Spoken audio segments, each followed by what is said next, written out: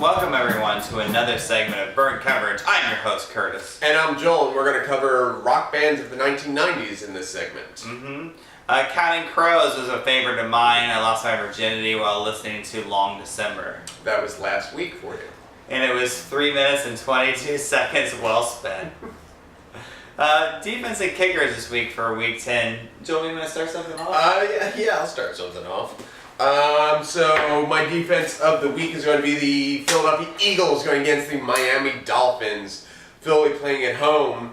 Start off with simple prices. $4,700 on the duel, $2,700 on DraftKings.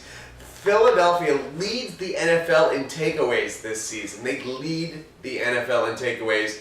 Ryan Tannehill has not thrown a touchdown in how many weeks? In 3 weeks. He's not thrown a touchdown since week 7. Philadelphia is a very opportunistic defense, and they've got a really amazing special teams core going on.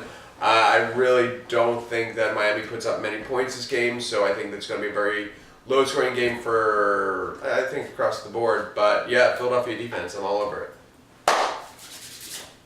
What is wrong with you? What do you mean?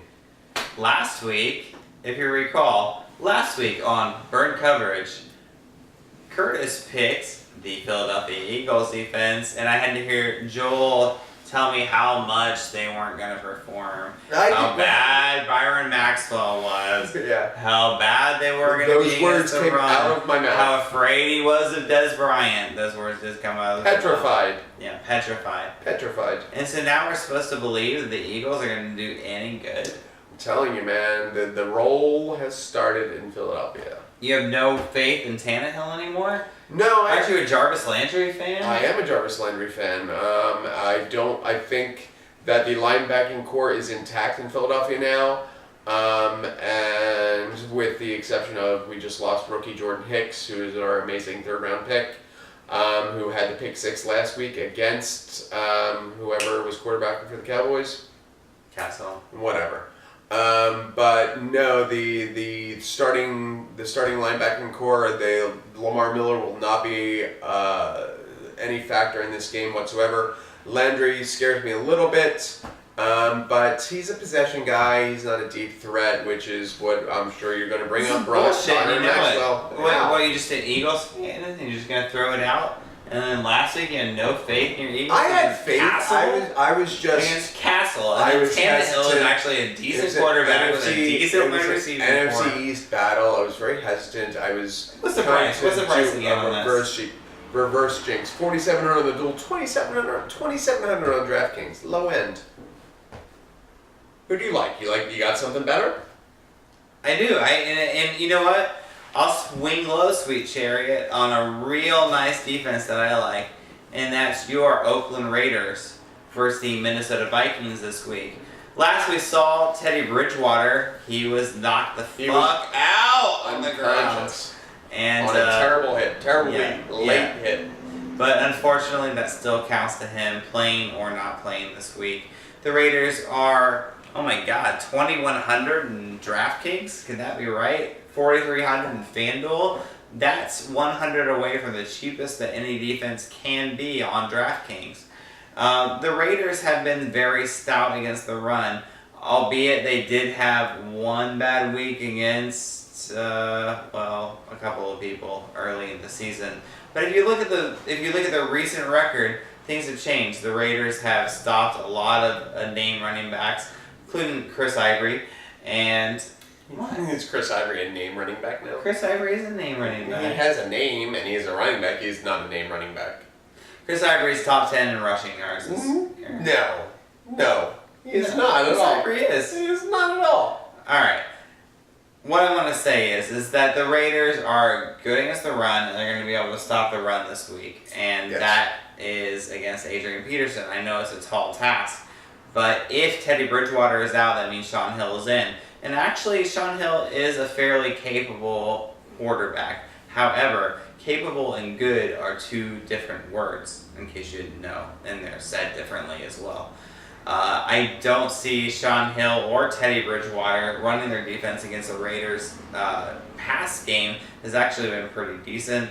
and I see them trying to ride Adrian Peterson quite a bit to little to no avail. And you're getting one of the cheapest defenses in DraftKings and FanDuel.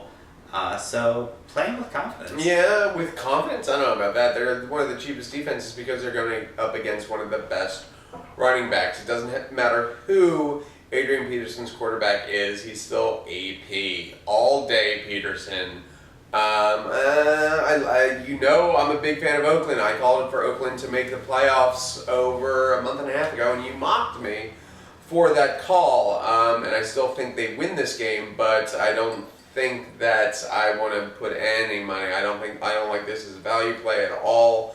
I would rather spend a couple more $100 and get a much more reliable defense. I really love the idea of Charles Woodson against this defense too, just because if we have any Bridgewater issues, or especially if Sean Hill starts, if they try to throw it at all, Charles Woodson is a beast. He's actually a Defensive Player of the Year candidate right now, which is crazy for a guy of his age.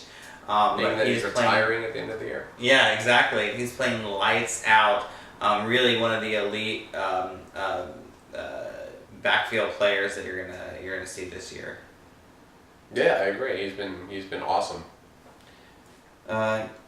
Defense? Oh yeah. So I'm gonna go the New England Patriots against the terrible Giants of New York. So the Patriots have given up an average of 8 points to their NFC East opponents this year. And the Pats are averaging almost 4 sacks a game. And as you know, if the one way to get Eli Manning to patented Eli Manning mistakes is to put pressure on him and to make him make those poor decisions, those poor throws. And the Pats are very good with their pass rush this year. And price is $4,900 on the dual, $3,200 on DraftKings. I think we both agree that this is going to be a smackdown of epic biblical proportions. And I'm not worried about garbage time at all because I think when Eli gets happy feet and he starts dancing around that pocket, he makes really bad decisions. Bill Belichick will take ODB out of the game. That'll leave Ruben Randall and insert running back here. If you're scared of Shane Green, shame on you because I'm not. And I'm not scared of Ruben Randall either. 52-0. That's my call. Wow, 52-0. 52-0. The over-under is 52.5. We've heard this before, and you've been close. I was right. But that was Patriots against Jaguars. Yep. Before Bortles found his sea legs. I just want to say this. So the Giants haven't lost to the Patriots in 6 years. But you say they play them 5 times a year. They played how many times in 6 years? Maybe 4 times. Maybe 4. Maybe 4. But what were 2 of those games? Super Bowls. And what happened?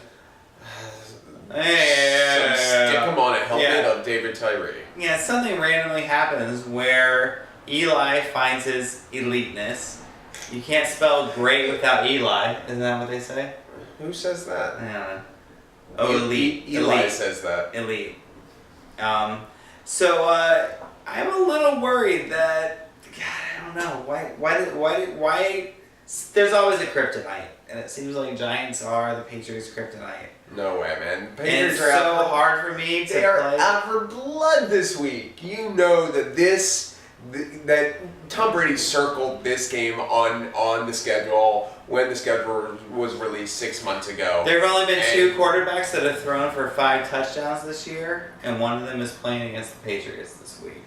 That's all I'm saying. Yeah, but when he did it, they were playing against the Rob Ryan Community College defense.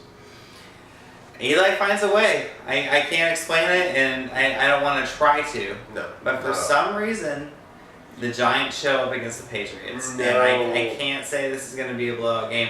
I like playing any of the plays on either side. I can't argue against you. Whoever you want to play offensively on either side of the ball, except for maybe the plotters of the Giants. I like Vereen, of course. Yeah, defensively, I don't want to play either of these teams. Both these teams can get 30 points scored against them. Are you saying the Giants are going to put 30 points against the Patriots? The Patriots? I mean, it could happen. I wouldn't put money on that. It could happen. They could also score 90. It could, yes. It's not impossible. I would say more than 20. No way. No? More way. than 20. More than 20. No, not a chance. All right. Not a chance. Well, you heard it here from this side of the couch that the Giants will put up a fight. They always have. Why wouldn't they now? Eli's playing actually the best football of his career, which is sadly true. He's on pace for the most touchdowns he's ever had in a year and the least amount of interceptions. I look forward to the incredible memes that we have of the patented Eli faces when he throws an interception. It's like, oh, where's my wide receiver? Screw you, Eli. You suck. Man, that Eli ODB stack is going to be playing, and if you don't have it, good luck to you. Yeah. All right, you got somebody better? I do, actually. I have a team that is at home that is playing an offense that is playing far below your coveted Giants. You're a Giants fan, right? Oh, sorry, Eagles. Yes, the Green Bay Packers defense playing the Detroit Lions. Packers are 3,200 in DraftKings, 4,900 in FanDuel. The Packers have been playing, well, pretty poorly recently. However, it's been because they're on the road. And back in the confines of Lambeau, they're one of the best defenses in the league. They're playing the Lions, who have been actually one of the worst offenses in the league. They have found no running game to speak of. Abdullah has not stepped up. Joyke Bell has not got enough carries, though last week he did have 7 carries and was fairly productive on them for 50 yards. So maybe there is a Joyke renaissance. But once again, we have James Robert Cooter coming in for the Lions. No, he's not in London anymore. It's Bob. Jim Bob Cooter. It's only James Robert when he's in London. Jim Bob Cooter. And sorry I lost you a ton of money on your skill betting. Stafford did not perform 2 weeks ago when I said he would be great against the terrible Kansas City pass defense. Just did not show up. And granted, he had an offensive coordinator change. Maybe there was a playbook thing. Yes, they were on a bye, but I don't see that helping much at all. And it doesn't help, especially when Calvin Johnson might not play, hobbled with an ankle injury. And so you really have Golden Tate and Ebron as his main options. Matt Stafford's with no running game. In Lambeau, I don't see this going to be a great play at all for anybody that's going to play anyone offensively for Detroit.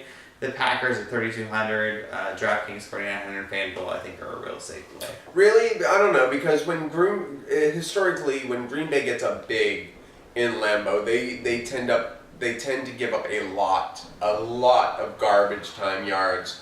And even if Megatron is hobbled and it does play and he's not 100%, obviously, I think this could be a very big Golden Tate game. This is the same thing I was saying with the Patriots. I said no. That the Patriots are going to be up if they're up, and the Giants are going to score points.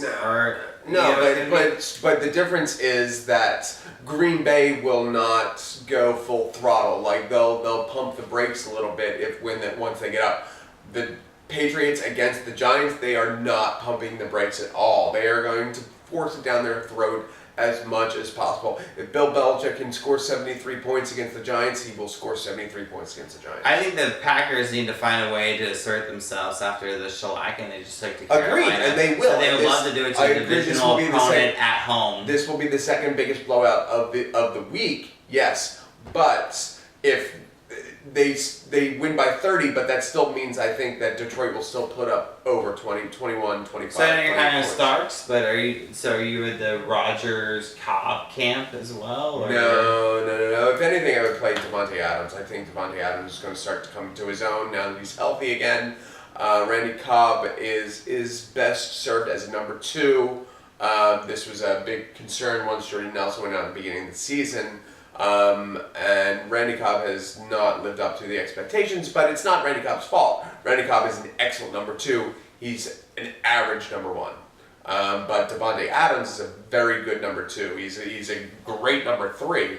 But no, I think Devontae Adams will make the noise on the Packers offense this week. And you didn't mention Devontae Adams, and once again, we can't tell you everybody that we're interested in. We try to narrow it down, and even then, it's a lot. But yeah, so you would take Devontae Adams. I would take a Rodgers-Adams stack, yeah. Rodgers-Adams, okay. Yeah.